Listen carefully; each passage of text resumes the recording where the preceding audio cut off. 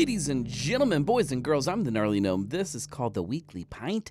It's a happy hour. It's an excuse for me and you to hang out together, have a drink together, and talk about whatever we want to talk about. That's kind of the beauty of this whole thing. We can do whatever we want because it's a Monday, and on Mondays we make the rules.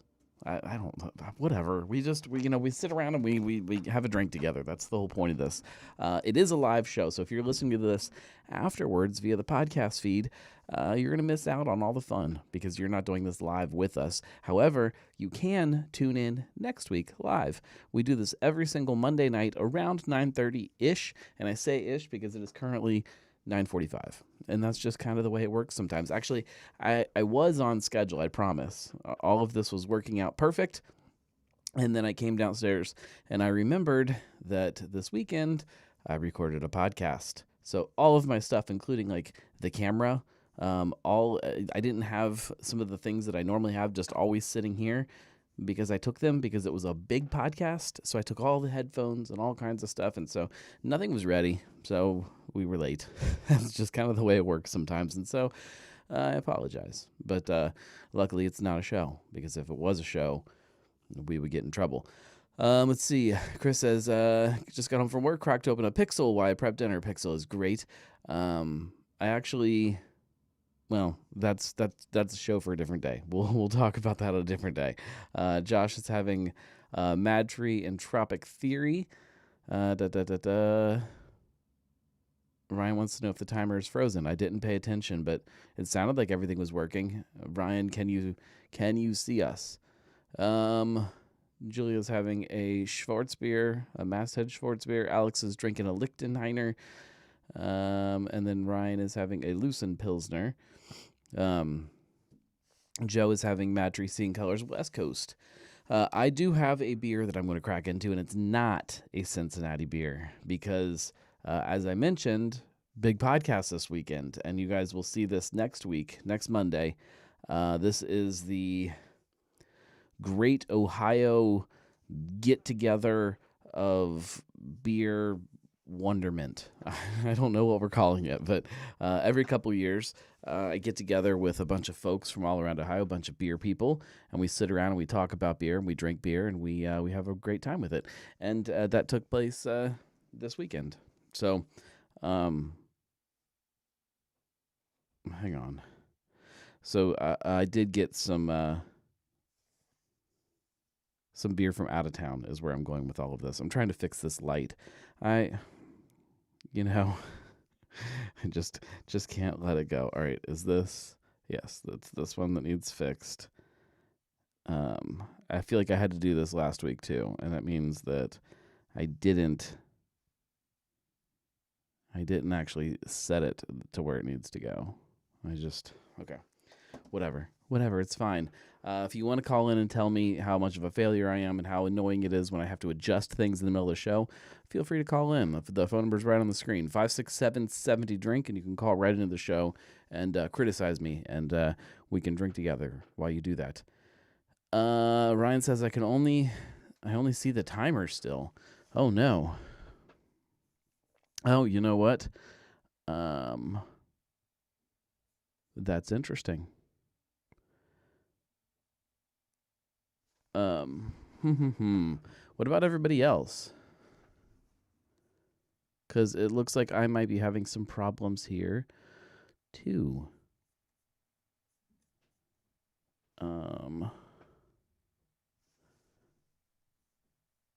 Josh says seems fine on Facebook.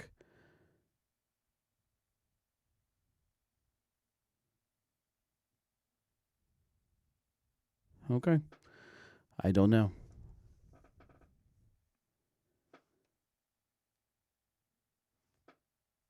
Okay, everybody says it's fine. I trust you guys. Okay. Ryan says left and came back. Now the video's fine. All right.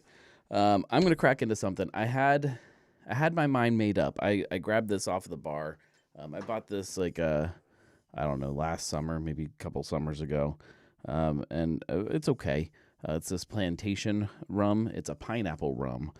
As you guys hopefully are aware, if you were listening last week, I am I am calling this the summer of rum.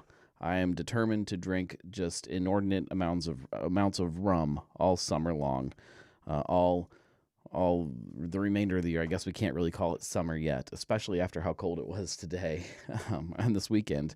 I had to buy a fleece this weekend. Look at this thing. Look at this nice fleece.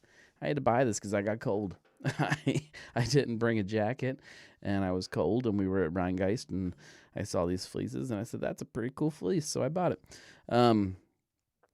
But either way, starting now through the summer, I will be drinking inordinate amounts of rum. And so I picked this up off the bar, and I'm like, you know what, this is a good one for tonight's not schnappening. It's got a fun story with it, but I think I've changed my mind, because as I was walking to the studio from the other room, I pass one of the. I have like a little tiny table bar kind of thing that holds a bunch of the overflow booze that doesn't fit behind the bar, and on there I have some vintage stuff, like some older stuff, and then some mini bottles, some vintage mini bottles too. And I just happened to see this one sitting like right on top of all the other ones, and I thought, oh, I probably need to try this. I've never had this rum before, and I certainly have never had it this old. This is a Navy strength rum, so a big old giant boozy rum. This is Pussers. That's right. There is what is the cocktail that this?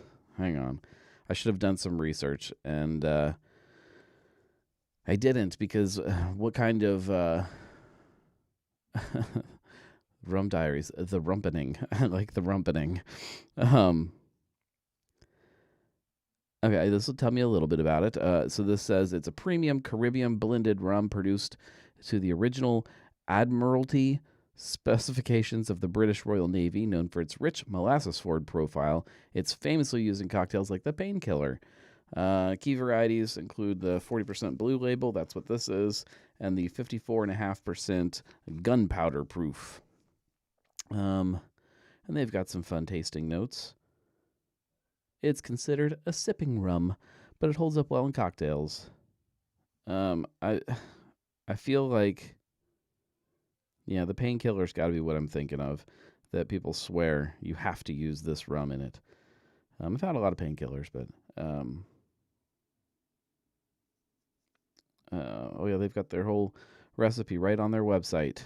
If you go to the official website, it gives you. I do not have the ingredients for a Painkiller, for the record. Actually, I might, but we're not gonna do that. 2 ounces of Pusser's rum, and then 4 ounces of pineapple juice, 1 ounce of orange juice, 1 ounce of cream of coconut. I might have a can of cream of coconut. I actually don't know for sure. And then freshly grated nutmeg. That is the quickest way to feel like you're on vacation, is to make yourself a Painkiller. For the record, if anybody wanted to know. Anyways, that's what we're going to drink. I have a sneaking suspicion, though, that it's going to be a pain in the butt trying to open this thing, because I don't know if you can see that, but on the top of this thing, there is a cork inside there, like a little tiny baby cork, and I'm pretty sure it's just going to fall apart on me. But whatever. It's got a New York tax strip on it. Let's get that out of the way. All right. I already, okay. Yep. I broke my cork real fast. And I don't know if I have something with a corkscrew on here. No. Crap. All right. I'm going to grab a corkscrew. Hang on, guys. I didn't properly prepare. I prepared for nothing.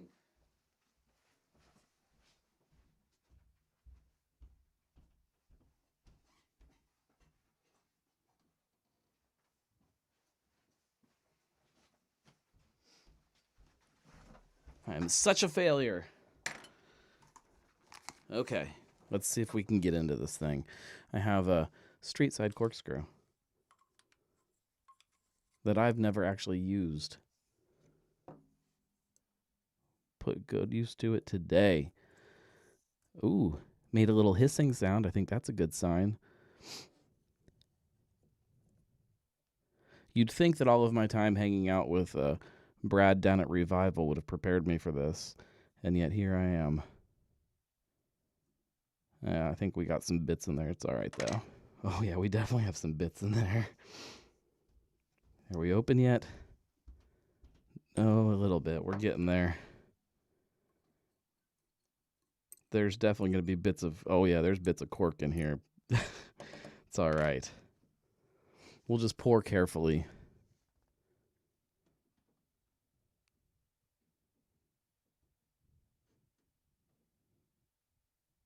All right.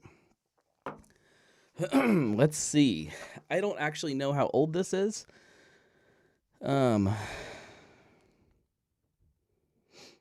I feel like there should be a date on the tax strip, but maybe not.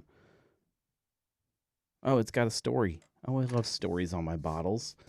There's cork everywhere now. Oh. Yeah, cork. Okay.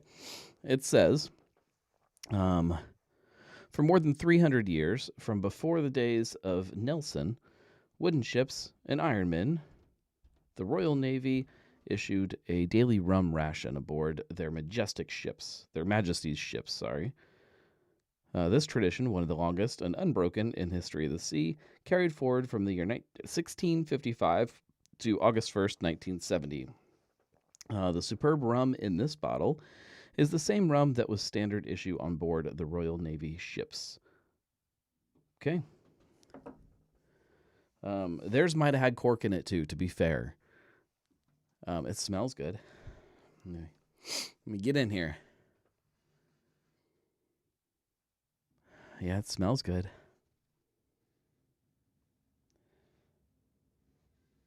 It smells very earthy, grassy, caramely.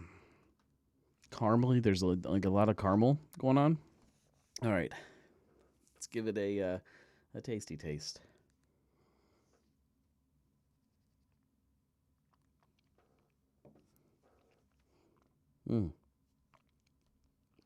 Piece of cork. Oh, well, that's wonderful. Yeah, it's definitely got some heat to it, but there's a little kind of hint of oxidation, which I don't know. I didn't know that was really possible.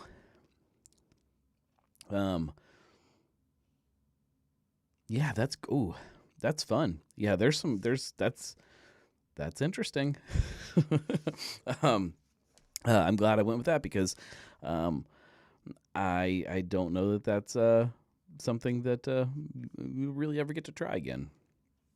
Again, don't know how old it is, but it's certainly not new. I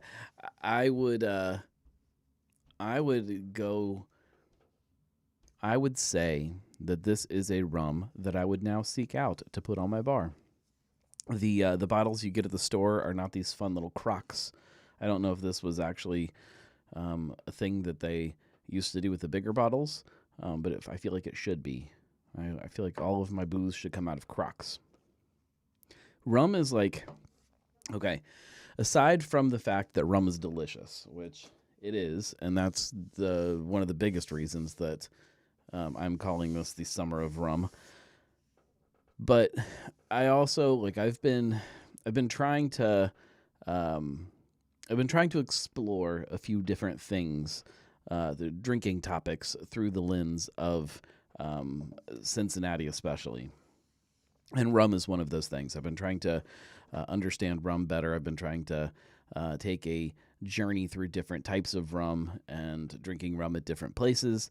And as I've been doing that, I've kind of gotten obsessed with this idea that not this is not my idea. This is a fact that rum was really the spirit that kind of laid the foundation for drinks here in this country. And I say that because when people came to the United States originally, there were not other spirits around. There was not a lot of crops around that they could make the spirits with. The thing that was plentiful that grew well here was sugar, which is why they started distilling the byproducts of that sugar production. So I feel like rum has this this history, this soul that is connected to the beginnings of drinking that I feel some kind of obligation to understand. Like if I want to understand drinking today, how can I do that without understanding what started it all here in the country? That's the way my brain works. I don't know if it's like a logical thought or if it's just a random Monday night rambling. I like this though.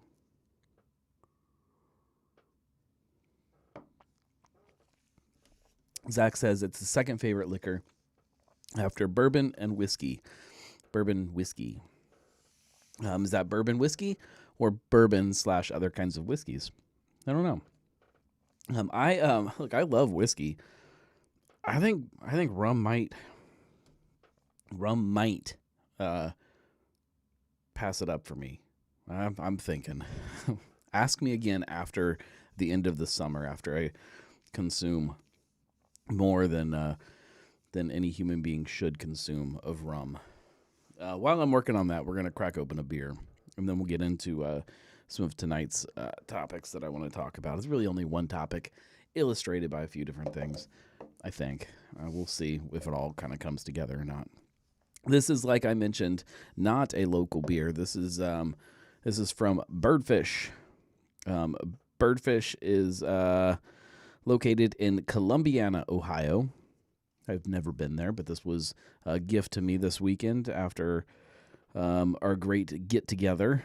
This is called Wandering Kind. This is a West Coast IPA.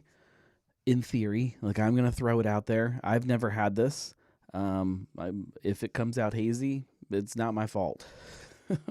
I have faith. I'm putting faith in this. Zach says, is that a Rhinegeist jacket? It's interesting. It is. It's a Rhinegeist fleece. Here's the can artwork for you. And let's get into it right away and see what we are in for. See if we have a good West Coast IPA. Let's see. What's the ABV on this? 6.5. Keep cold, drink fresh. Okay. I'm assuming it's fresh. I didn't even look. It is cold. It is a cold IPA. That was a joke. Although it is light in color. It could pass for a cold IPA. So far, so good. Light color, big fluffy head. I can already smell hops in the room, so that's all. It's all good signs. All signs are pointing towards West Coast IPA. This doesn't tell me anything about what kind of hops I'm looking at or anything like that. So we're going into this blind, which is all right. Just a touch of haze to it, which is not a big deal. When you're dry hopping something, that happens. It's danky. That's what I'm going to say. It's starting off super danky. Chris did confirm it is an IPA. Yeah, I'm going to have to pick out more aromas after I let the olfactory system adjust after I start drinking this. Because right now, all I'm getting is that big dankiness.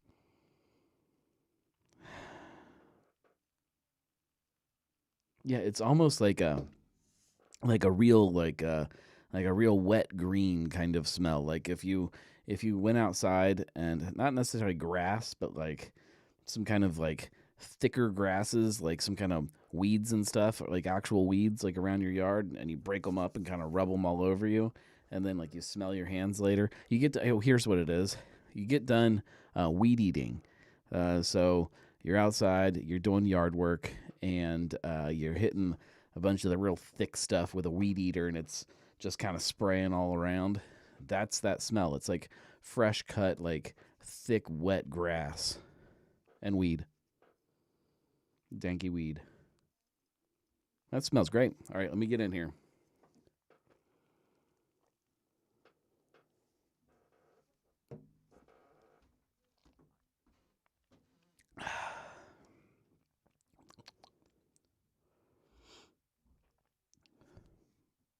It's good. Still not super bitter, which, I mean, look, I want some bitterness out of my IPAs, and I know that's a me issue and it's something that I need to figure out with myself, but this is still like a little bit soft. Like it's got that kind of softness that I think most drinkers are wanting today, but it is backed up by a big, giant hop character.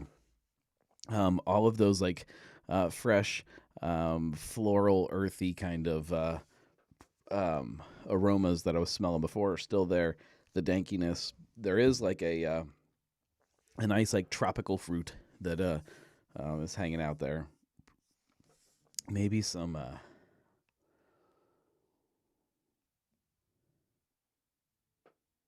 Yeah, I'm just gonna call it tropical fruit. I can't place what it is, but there's some fruity notes. Definitely mm, that grassiness. That. Mm, hmm. Yeah, I can get behind that. That's a good beer. It is also fun because I know that I've said this a lot in the past. I don't typically buy IPAs for myself. Like I don't find myself just going and grabbing a 6 pack of IPAs. So I don't usually have them sitting around the house. So it's nice to have one. It's yeah, that's good. You know, it'll make it better.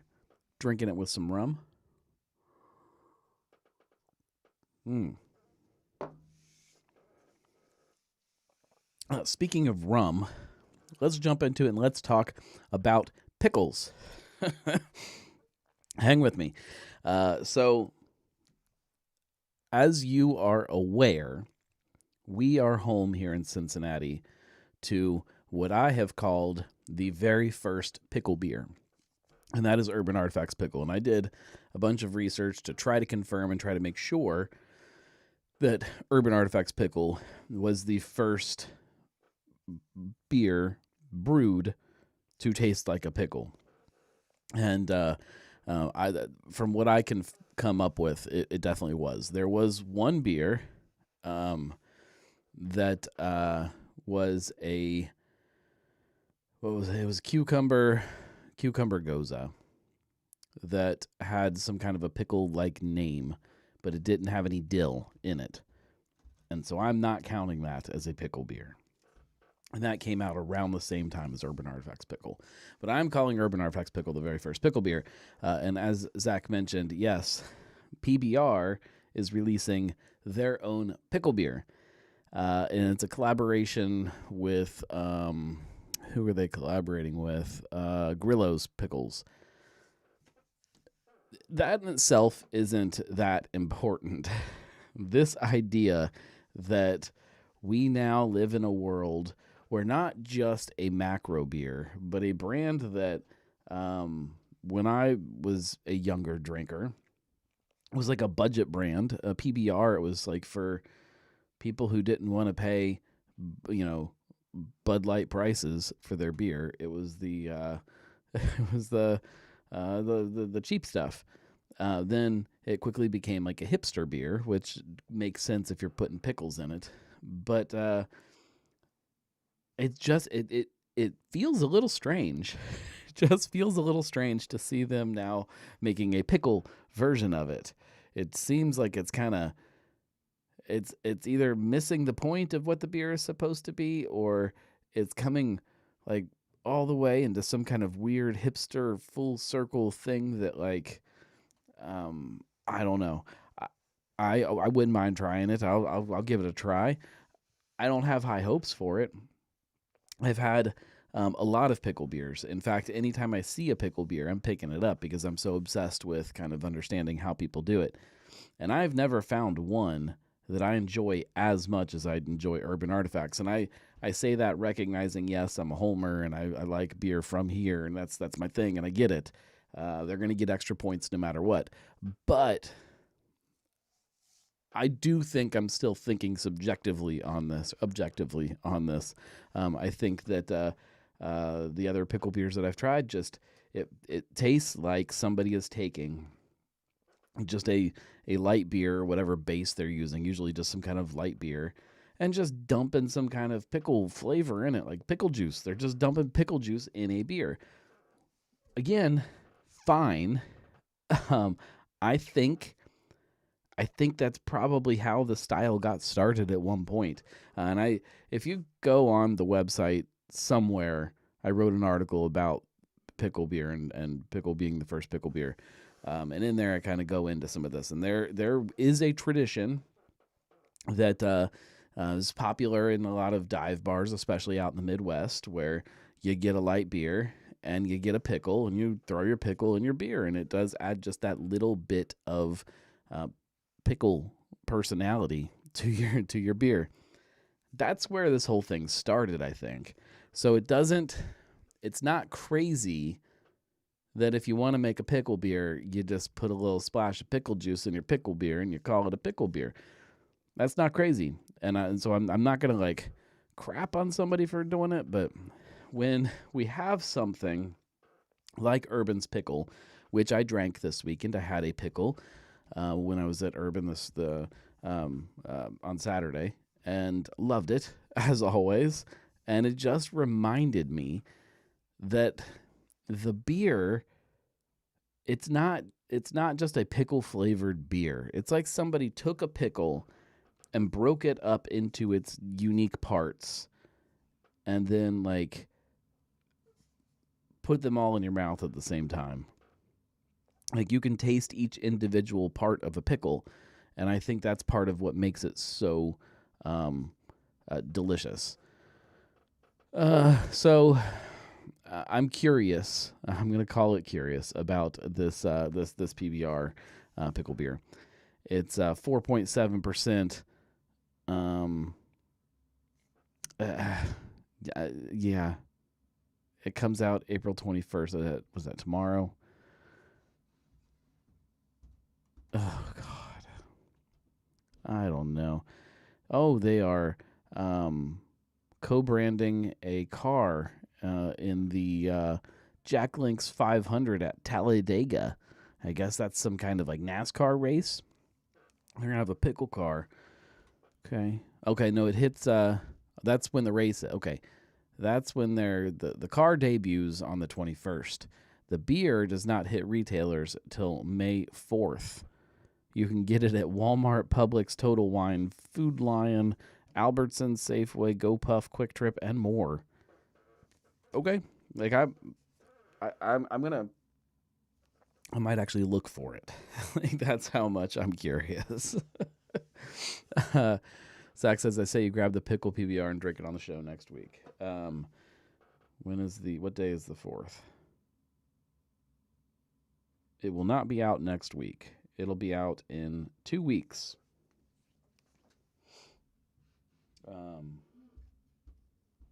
But stay tuned. We'll see. We will see. I'm not making promises, but I'm not saying I won't. Moving on to another story that's in my mind a little similar. There is a brewery out in California called Two Pitchers. Two Pitchers is getting ready to expand and open another tap room in San Francisco. That in itself isn't a big news, I guess, depending on who you're listening to about the state of craft beer right now, which we'll talk about. But this tap room that they're opening and this business model that they operate under they always have a $3 tap. That's kind of their gimmick. They are big about talking about it being like a loss leader. You use these $3 beers to get people in the door, and then once they're in the door, there are a little bit more expensive beers that you can have if you want. But this $3 beer is just the thing that gets you there. If you are a little tight that week or something, and you don't want to spend a bunch of money, you at least fall back on these $3 beers. And it's kind of become their calling card.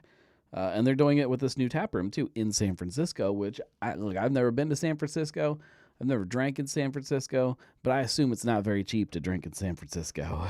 And so having a tap room that's got $3 pints, that's better than tap rooms here. Like you can't find a $3 pint if your life depends on it. And yet in San Francisco, there's a place that is kind of what their thing is. And I'm not gonna assume that I know anything about their business or how it's doing or anything like that. But if they're expanding and opening another tap room, things can't be dire. They have to be doing at least okay.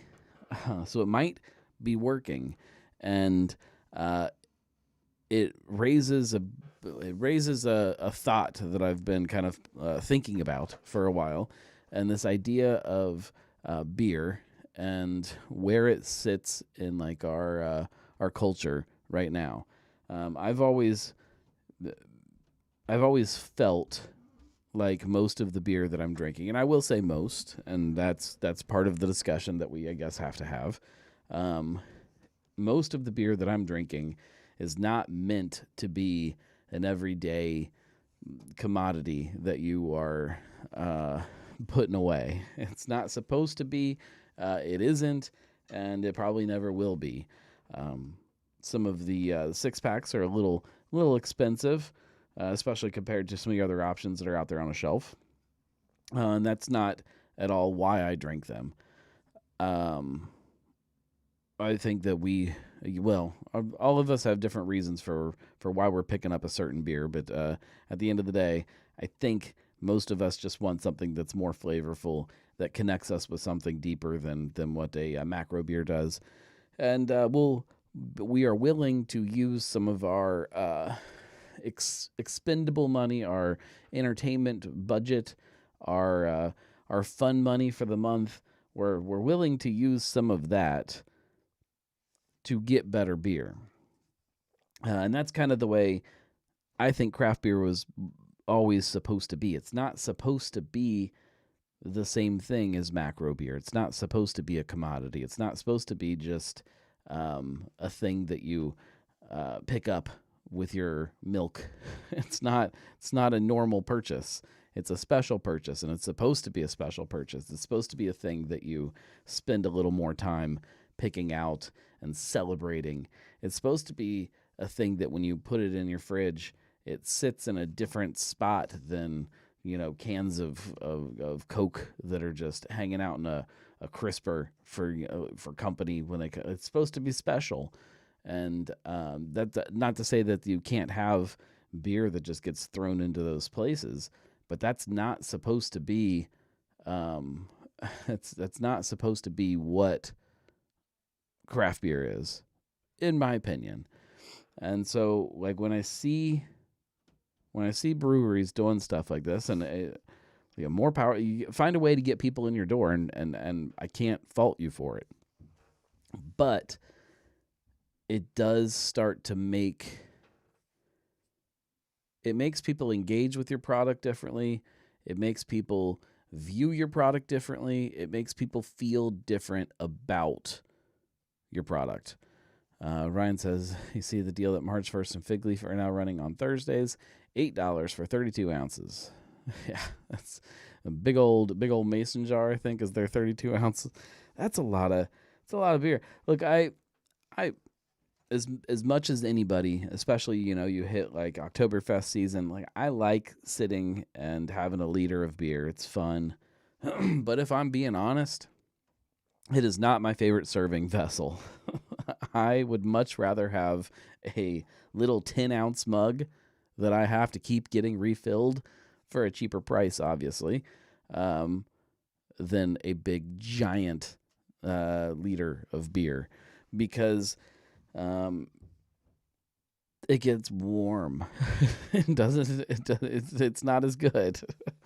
um, I'm a big proponent of small glassware, and I know we have probably talked about that on this show or somewhere, um, especially in regards to like Kolsch and things like that. We talked about it a few weeks back. I was drinking the Taiwan beer, which their tradition is that little tiny glass that gets served in, and I like it. Like that's that is my preference, and so I appreciate the value proposition, but I don't want to go and sit 30 and drink 32 ounces of a big mason jar full of one beer.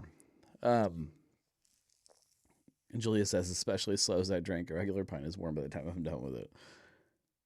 Ryan says, I only do liters at Steinkeller or Hofbrau where it feels appropriate. Yeah, like sometimes it's about the experience around that. I do liters. If I'm at Steinkeller and it's just like my wife and I having dinner, I'm probably not getting a liter. I mean, I'm getting a liter by the time we're done, but I'm probably drinking it by the half liter. Or, I wish they had smaller serving sizes. I wish they had the little 10 ounces because I would just sit there and pound those all night long. The point I'm kind of getting at this is like you're changing the perception of your brand, which is one thing. And I think to some extent we're seeing that happen with some of the breweries that we do love that are making light beers and making products that are trying to meet drinkers somewhere, which is, again, I'm not faulting anybody for doing that. I get it. It was the same thing as when people were making seltzer or people that are making seltzer. I think it feels strange to me because you're making a product that changes people's perception of what you are. And if you're okay with that, that's fine. But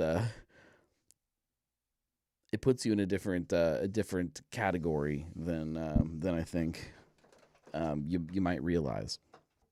And I think the same thing goes for a brewery that's making a light lager, or a brewery even that has an extensive cocktail program or a wine program or even a food program. I think all of those change kind of how people interact with the brand for good or bad. And if you're serving $3 beers to get people in the door, that's going to start to become a big part of your personality. And I say all of this comes to like this this bigger thought of who exactly is being served by all of this happening. Is this better for drinkers?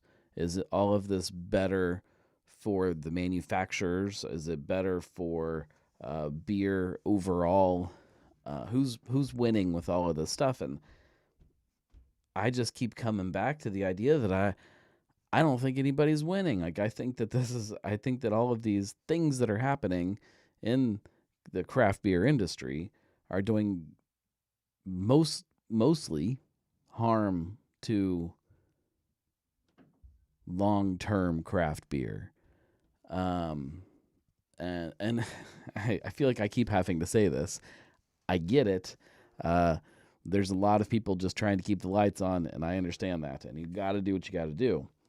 But in 10 years, if enough people have had to do what they had to do, it's going to make things look different. It's going to make things feel different. It's going to make the products that are available different. It's going to make the culture in those spaces different. If you don't like, here's a good example. I know a lot of people don't love the amount of tap rooms that are now full of kids and dogs, which It's fine. I think that there's room for a lot of different types of tap rooms, but that's a topic for another day. But a lot of people get upset by it, and that whole culture is being built and deepened as we have more and more places that are that have food and that have other products and that have spaces that are designed for families. And so it's over time it shifts what people expect. And I'm not saying that kids shouldn't be in breweries. I'm not saying dogs shouldn't be in breweries. I'm not saying light beer shouldn't be in breweries. But I'm saying if you do, it's gonna change the way things look when you're in a brewery. Um, I think that some of the bigger changes that we've seen are a result or yeah, they're a result of some of the decisions that we've made over the last um, 5 to 10 years, and it's going to keep changing. I think that's the only thing we can be sure of is that things are going to look vastly different in 5 or 10 years from the way they do now. We did talk about the Chris says I ignore kids and dogs mostly. I think we did talk about this on next week's episode of Cincy Brewcast, but I do want to touch on it, and that is the list of the largest craft breweries in the country, because there's 5 of them that are Ohio breweries, which I think is crazy. That's 10% of the list is from Ohio. Now that changes next year, because Brewdog is one of those, and we know the Brewdog was purchased by Tilray, which is not an Ohio brewery, so Brewdog is no longer a Ohio brewery. But there still are a lot, and including an addition of garage beer to that list, which is fascinating to me. It is also it's interesting to note that Boston Beer has dropped down to number 3, and Sierra Nevada has jumped to number 2, which is just wild to think that Sierra Nevada is the second biggest craft brewery in the country. Yuengling's still going strong on number 1, and I don't see that changing for a very long time. Oh, sorry. Oh, tired. The number of craft breweries is down. Again, I don't want to dive too deep into this because we switched. Julia says Brewdog was never an Ohio brewery. I get it, but they definitely had an Ohio brewery, and it was a very different. It was a different business than their operation out of the country. I don't know. They had many locations in Ohio. They had all kinds of tap rooms and the brewery. The number of craft breweries is down. Everything is down. The only thing that is up is that because everything is down, craft beer is gaining market share against macro beer, because macro is down more than craft beer is down, which is an important statistic, but it also kind of is missing the point that the numbers are down for everything. There were less closings. That's good news, I guess. There was 481 closings last year, which is a lot.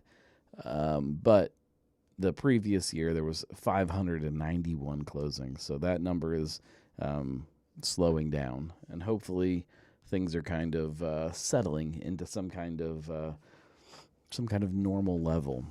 Hopefully. All right, let's kill this rum.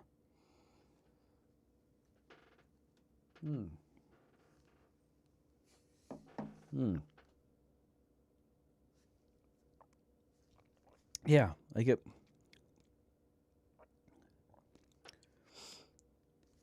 Kind of makes me want to be a pirate. I think that I could handle a pirate's life. Eric says, so Craft's outlook sucks less bad than macro. Basically, um, yeah, that's the best way to put it. Craft's outlook, it does suck right now. Yeah, I don't even think it sucks. I think um, it's not great, but it's not as bad as macros.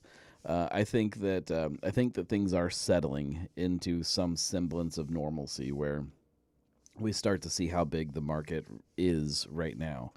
Um, it's the thing that I think still a lot of people aren't understanding is that, like, when you have a brewery that closes, depending on what that brewery is, that can affect you can, without changing the number of breweries. Well, we try to find a way to put this into words. If you if a brewery closes, depending on the size of that brewery, what can replace it can look vastly different. If you have one brewery that's 20,000 barrels a year and they close, to replace that with 5,000 barrel a year breweries is, to me, a much more interesting change than just to replace it with another, 20,000 barrel a year brewery. Derek says macro's only looking up because it's Bush apple season again. I don't know that really affects anything for them. It's just, instead of buying regular Bush, somebody's buying Bush apple now. I don't know how much like crossover. I mean, maybe there is. Maybe there's more that I'm giving it credit for, of drinkers that bounce back and forth. I don't know. maybe I'm just completely underestimating how much macro products craft drinkers drink. I'm not going to pretend that like I don't ever have a macro product, because it does happen, but it is few and far between, and usually it's for some kind of content purposes for me, or somebody hands it to me, or I'm at an event where that's just all there is. But even then, like here in Cincinnati, it's hard to find an event where there's not at least one better option. And usually there's a few. You might have to walk a little bit to find them, but they're there. And I'll usually seek those out. All right, let's wrap things up, as I'm like yawning every 2 minutes into the microphone. It's been crazy lately. I've told you guys that I'm wrapping up a very big project that I've been working on for literally years. And to get that done, it's a lot of hours, especially so to try to work full time, do the GNOME stuff that I do, and then also get this project wrapped up and with a neat little bow on it, is just a lot of stuff every day. So yeah, I'm like running on fumes lately, so I apologize. Once we get through this, we'll get to some semblance of normalcy, if that's a thing. I don't know that it is. I appreciate all of you for hanging out and supporting through all of this stuff.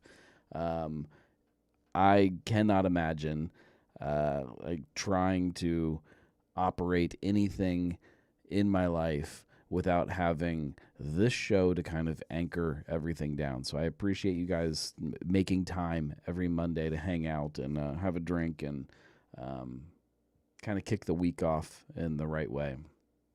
This also hopefully starts a new cadence for us with podcasts. So if you like Cincy Brewcast is back again next week. And then following that, we should have an episode of Drinking with the Gnome, and then Cincy Brewcast, then Drinking with the Gnome every week. So we should have two podcasts. That's this one, and then whatever the other one for that week is, every single week. Hopefully that that works out the way I expect it to. If you like drinking in the city, which I anticipate that everybody that's listening to this, I anticipate you do like drinking here in Cincinnati, you should go to CincyDrinks.com, because that magazine is going to be It's going to be awesome, to put it lightly. It will cover every ounce of drinking information, news, reviews, opinions, everything you can think of about drinking in the city. And that's not just beer. That's everything. That's the full gamut of drinking. So if you've got a friend that's like, yeah, I just drink coffee. That's it. Hot coffee, cold coffee, doesn't matter. I'm drinking it all. There's going to be coffee in there. Not every week, or every episode, every issue, whatever we're calling it. It's not every week. There's not a weekly magazine. Julia says, what if I like drinking in the suburbs? That's part of Cincinnati. Eric says, get your tickets for the Light in the Tunnel. 7 p.m. show was already sold out when I got ours. Yes, so we added a second show. So you can get you can still get tickets for the second show. Yes, please get your tickets. All of that money goes to support the Brewing Heritage Trail, hopefully so they can recoup the cost for the repairs that they had to do on this brewery. Zach says, is there a trailer for that documentary? Nope. That's way too much extra time. The best thing I could say for a trailer is go to my YouTube channel and find there should be 3 different vlogs throughout the process. If you watch those, that's kind of a trailer for what the project is about. I actually went back and watched all 3 of those tonight to kind of feel what the vibe on those were versus the vibe on this this final video, and I like where it's at. I think I enjoy it. I was actually debating if during the showing, if before it we show the vlogs maybe, but I don't know. It might be too repetitive. I don't know. Chris has just watched the Supergirl trailer. It's great. There we go. I can tell you there is no Supergirl in the Light in the Tunnel. It's just not in there. Yeah, there's all kinds of fun stuff going on, and we'll keep plugging the stuff as you guys need to know it. But just know that I appreciate you. If you like this, if you like any of the stuff that I do, the best way to support is by going to thenarlygnome.com/support. That helps everything and kind of supports every little piece of stuff that I'm working on. So thank you guys for that. And if you do that and you become a Nomie, you do get access to things first. But not this documentary. Well, maybe. You know what? Maybe. I can't promise that. I can't promise, but maybe. Stay tuned, guys. Lots of fun stuff coming. Thanks. We'll probably do this I don't know.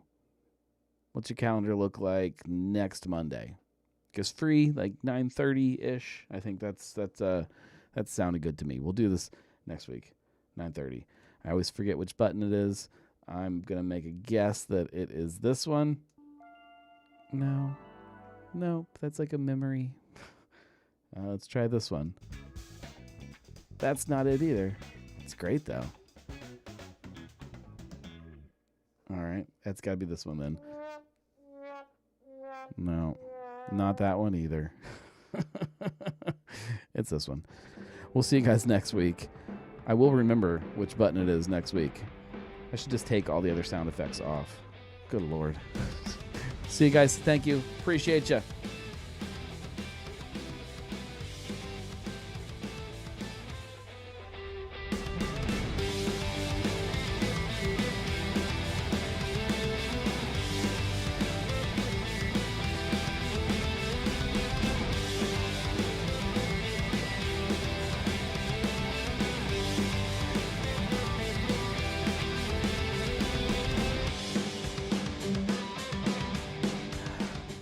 For the record, I am taking many more sips of my beer now because I realized I didn't drink very much of it during the show.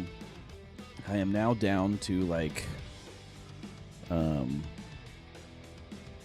down to here.